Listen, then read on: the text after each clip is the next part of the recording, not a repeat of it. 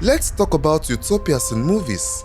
Perfect worlds where everyone gets along, technology solves every problem, and life seems flawless. At their core, utopias in movies are the ultimate what-if scenarios.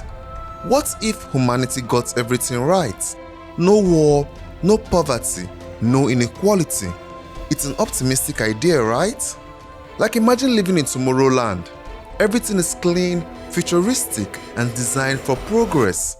It's a society built on innovation and hope. To me, utopias feel like stepping into humanity's collective vision board for a perfect future. Take Utopia for example. I know it's about animals, but just listen. Yeah, utopia means harmony. Predators and prey living side by side, building a society that works for everyone.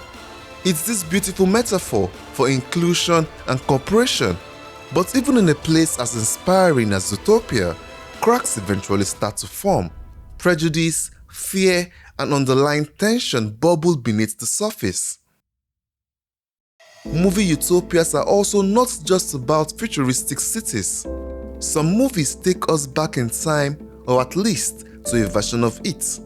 Like in Pleasantville, a utopian vision of 1950s suburban life. Everything here is orderly, polite, and just works. But here's the thing, to maintain that level of perfection, everyone has to follow the same rules. There's no room for creativity, freedom, or individuality. It's picture perfect, sure, but only if you stay inside the frame. The second you step outside of it, everything starts to unravel. In Pleasantville, the rules are simple. Everyone knows their place, their role, their routine. Dinner's on the table at 6 o'clock sharp.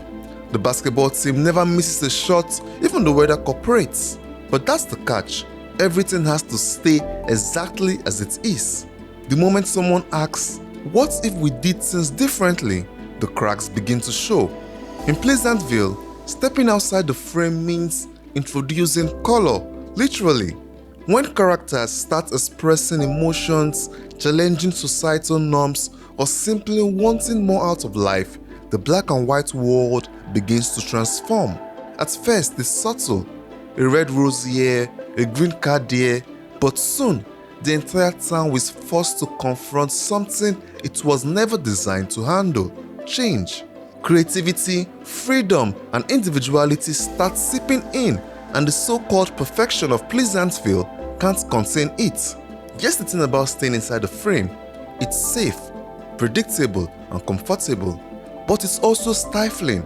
There's no room for growth, for questioning the status quo, or for embracing the messy, complicated reality of human experience. The look of utopias is also a huge part of their appeal. In movies, utopias almost always look amazing. In Tomorrowland, the world is a stunning vision of what the future could be: bright, innovative, and full of hope.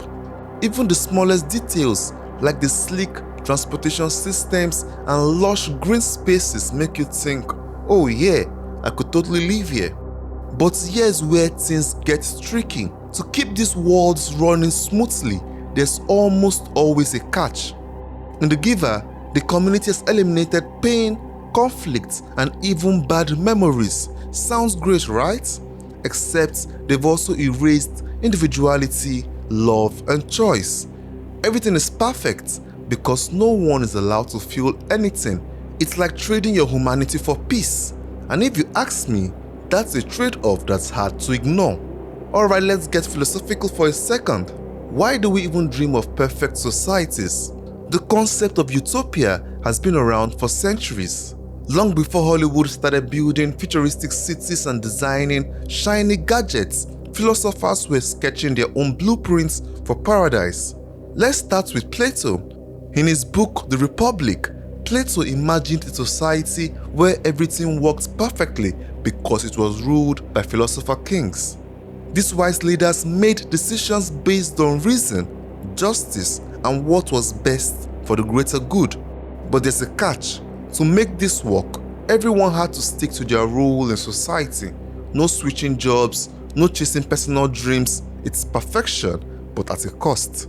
There's also Thomas More, the guy who literally invented the word utopia.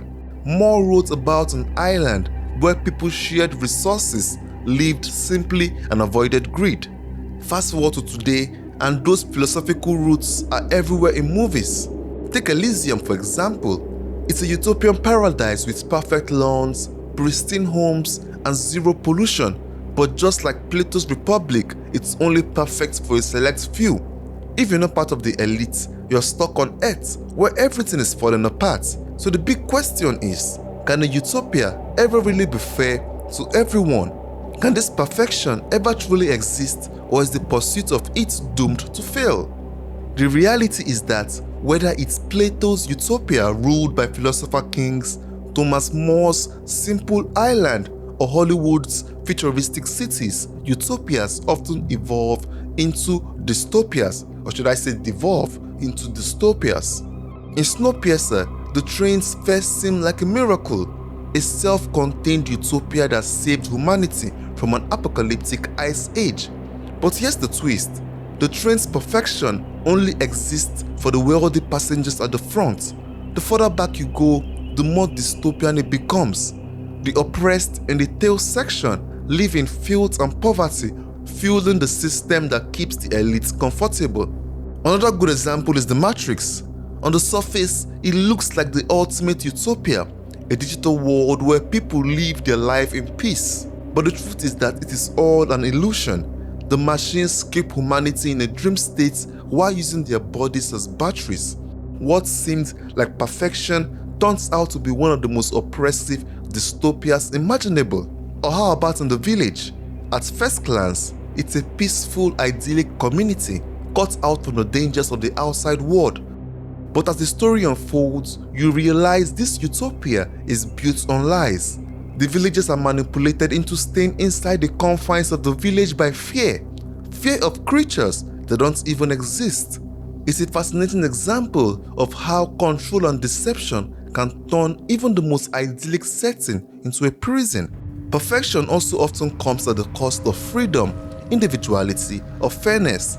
The systems that keep these societies running almost always depend on control, whether it's through technology, fear, or social hierarchy.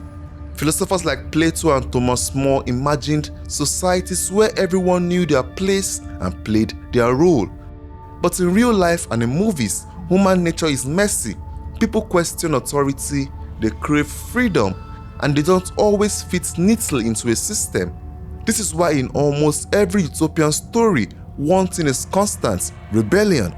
There's always someone, an outsider, a free thinker, or just someone who's had enough, who challenges the system. These characters see through the illusion of perfection and they decide to risk everything for something real. Whether it's freedom, truth, or individuality, they are willing to challenge systems that seem unshakable, and their defiance often inspires others to do the same. In the end, the failures of this utopia always come down to one thing: human nature. We are unpredictable, emotional, and we don't like being told what to do. Utopias try to create order by erasing those traits, suppressing individuality, creativity, and even choice. But when you strip away what makes us human, perfection starts to look a lot like oppression, and sooner or later, someone's gonna push back. Thanks for watching to the end of the video. What are your thoughts on utopias? I will be in the comments.